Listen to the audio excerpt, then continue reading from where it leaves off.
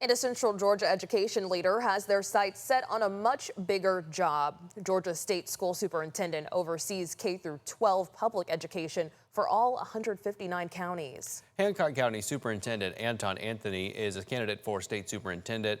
Our education reporter Naomi Washington sat down with him about what his priorities are. Running a single school district and overseeing schools across an entire state are two very different jobs. But Anthony says the experience he's gained here in Hancock County has prepared him for that next step.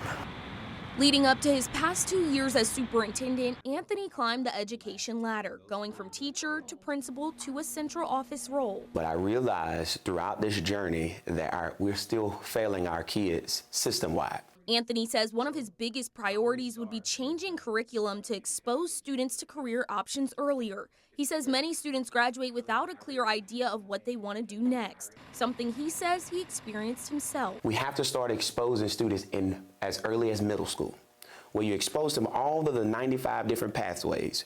By the time they reach high school, they know with a better sense of what they could do in life. Another focus, he says, would be better support for schools labeled in the bottom 25% of schools in the state. We are labeled as F schools and F students, but we're not receiving the support that is needed for mastery. So my goals as state superintendent is to find and support real support for all school districts. And it won't look the same, of course. It will actually be catered to what the districts need. Anthony says his campaign centers on 3 goals: stronger support for local districts, closing what he calls the exposure gap for students, and encouraging creativity in education. Later this year, it'll be up to voters from across the state to decide who the next state school superintendent should be. I'm reporting from Hancock County, Naomi Washington, 13 WMAZ News.